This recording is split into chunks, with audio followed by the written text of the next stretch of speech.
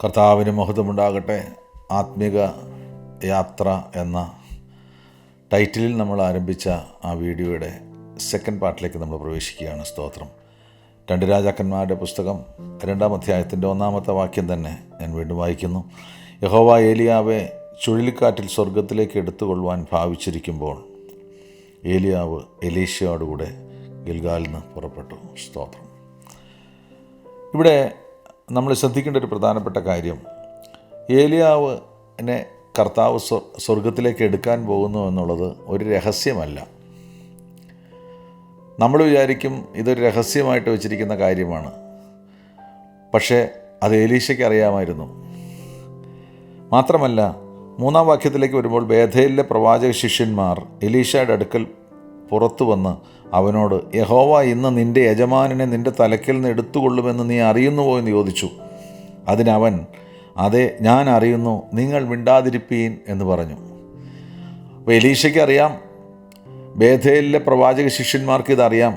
5-ാം വാക്യത്തിലേക്ക് വരുമ്പോൾ എരിഹോവിലെ പ്രവാചക ശിഷ്യന്മാർ എലീശയുടെ അടുക്കൽ വന്ന് അവനോട്, യഹോവ ഇന്ന് നിൻ്റെ യജമാനനെ നിൻ്റെ തലയ്ക്കൽ നിന്ന് എടുത്തുകൊള്ളുമെന്ന് നീ അറിയുന്നു എന്ന് ചോദിച്ചു. അതിനവൻ, അതെ, ഞാൻ അറിയുന്നു, നിങ്ങൾ മിണ്ടാതിരിപ്പീൻ എന്ന് പറഞ്ഞു. ഇതുപോലെ തന്നെയാണ് ദൈവത്തിൻ്റെ സ്തോത്രം എരിഹോയിലെയും യോർദാനിലെയും ശിഷ്യ സമൂഹം പറയുന്നത്. അപ്പോൾ എല്ലാവർക്കും ഒരുപോലെ അറിയാവുന്ന ഒരു കാര്യമാണ് ഏലിയാവിനെ കർത്താവ് സ്വർഗത്തിലേക്ക് എടുക്കാൻ പോകുന്നു എന്നുള്ളത്.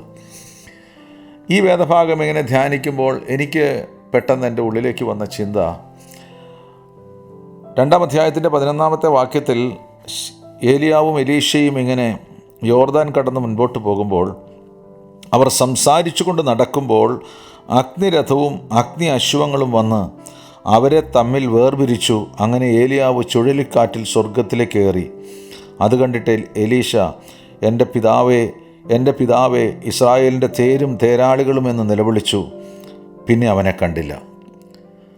അപ്പോൾ ഏലിയാവിനെ സ്വർഗത്തിലേക്ക് എടുത്തുകൊണ്ട് പോകുന്നത് ഏലിയാവും എലീശയും തമ്മിൽ സംസാരിച്ചു കൊണ്ട് നടക്കുമ്പോഴാണ്. പെട്ടെന്ന് കണ്ണിമയ്ക്കുന്നതിനിടയിൽ എന്ന് പറയുന്ന പോലെ പെട്ടെന്ന് ഏലിയാവിനെ ഒരു ചുഴലിക്കാറ്റ് വന്ന് എടുത്തുകൊണ്ട് പോയി.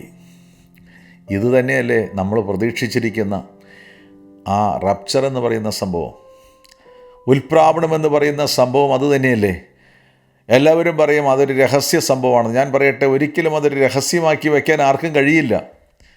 ഞാൻ പറയാൻ കാരണം, നമ്മുടെ ബോയിങ് 737 വിമാനം പറപ്പിക്കുന്നത് ഒരു വിശുദ്ധനായ ദൈവപുരുഷനാണെങ്കിൽ കർത്താവിൻ്റെ കാഹളം ധനിക്കുമ്പോൾ അവൻ പറന്നു പോകും എന്ന് പറഞ്ഞാൽ ആ ഫ്ലൈറ്റിൻ്റെ കാര്യം പോക്കാണ്. എന്ന് പറഞ്ഞാൽ ആ ഫ്ലൈറ്റ് തകർന്ന് താഴെ പോകും. ബോംബെയിൽ കൂടെ ഒരു ട്രെയിൻ ഓടിച്ചുകൊണ്ടിരിക്കുന്ന ഒരു വിശുദ്ധനായ ദൈവപുരുഷനാണെങ്കിൽ അല്ലെങ്കിൽ ഒരു സഹോദരിയാണെങ്കിൽ ഞാൻ പറയാം, അവളെ കർത്താവ് എടുക്കും. കർത്താവ് എടുത്താൽ ആ ദേശത്തുള്ള മുഴുവൻ ട്രെയിനുകളും തമ്മിൽ കൂട്ടിയിടിച്ച് ഭയങ്കര തീജ്വാലകളായിരിക്കും. എന്ന് പറഞ്ഞാൽ ഉൽപ്രാവണം നടക്കുന്നത് ഒരു രഹസ്യ സംഭവമായിരിക്കത്തില്ല. അതിൻ്റെ കോൺസിക്വൻസസ് ഒക്കെ ഭയങ്കര വലുതായിരിക്കും എന്നുള്ള കാര്യം നിങ്ങൾ മറന്നു പോകരുത്. ഞാൻ നിങ്ങൾക്കൊരു വേദഭാഗത്തിലേക്ക് നിങ്ങളെ കൊണ്ടുപോകാം. റോമാലേഖനം 8-ാം അധ്യായം അതിൻ്റെ 18 മുതലുള്ള തിരുവെഴുത്തുകൾ വായിക്കുമ്പോൾ അവിടെ മനോഹരമായിരിക്കുന്ന ഒരു വാക്യം നമുക്ക് കാണാൻ കഴിയും. നമ്മിൽ വെളിപ്പെടുവാനുള്ള തേജസ് വിചാരിച്ചാൽ ഈ കാലത്തിലെ കഷ്ടങ്ങൾ സാരമില്ല എന്ന് ഞാൻ എണ്ണുന്നു. സൃഷ്ടി ദൈവപുത്രന്മാരുടെ വെളിപ്പാടിനെ ആകാംക്ഷയോടെ കാത്തിരിക്കുന്നു.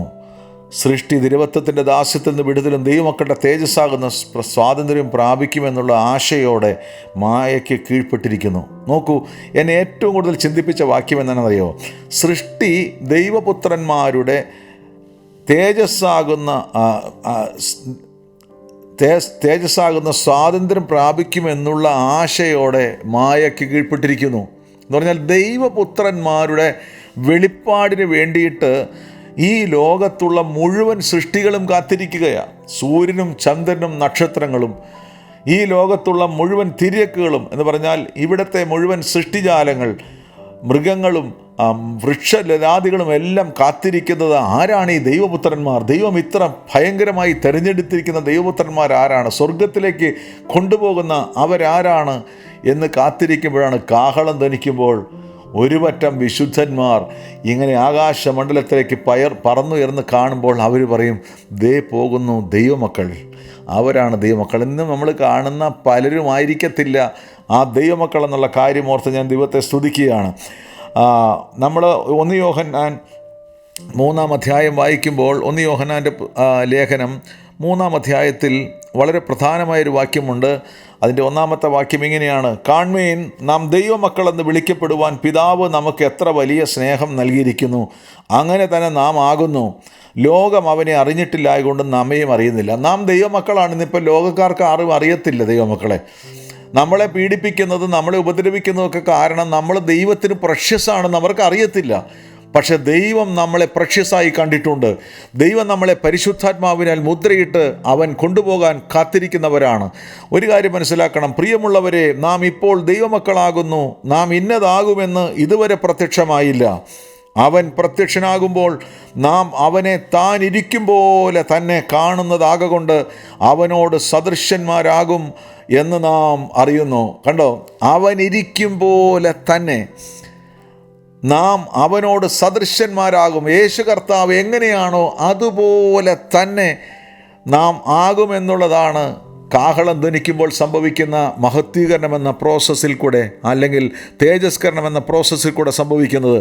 ആ സംഭവിക്കുന്ന പ്രോസസ്സ് എന്താണ്? ഫിലിപ്പി ലേഖനം 3-ാം അധ്യായം 20-ാമത്തെ വാക്യത്തിൽ പൗലോസ്, ധന്യനായ പൗലോസ് ശ്ലീഹ അത് വളരെ വ്യക്തമായി രേഖപ്പെടുത്തിയിട്ടുണ്ട്.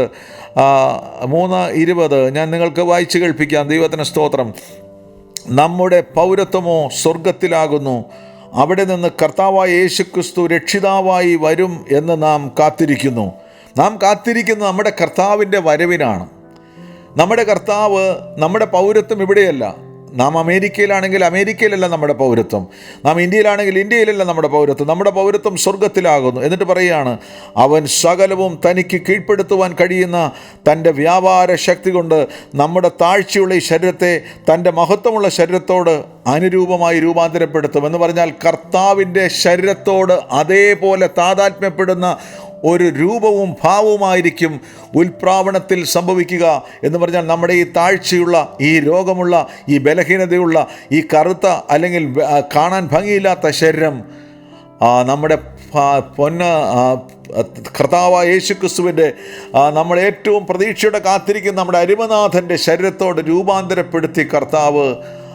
രൂപാന്തരപ്പെടുത്തി അവൻ എടുത്തുകൊണ്ട് പോകുന്നു. അവൻ്റെ മണവാട്ടിയായിട്ട് നമ്മളെ അവൻ സ്വീകരിക്കുന്നെന്നുള്ള വളരെ പ്രത്യാശ നിർഭരമായിരിക്കുന്നൊരു വാക്ക് പങ്കുവെച്ചുകൊണ്ട് ഞാൻ ഈ എപ്പിസോഡ് അവസാനിപ്പിക്കുന്ന. കർത്താവ് നമ്മെ എല്ലാവരെയും അനുഗ്രഹിക്കട്ടെ. Thank you.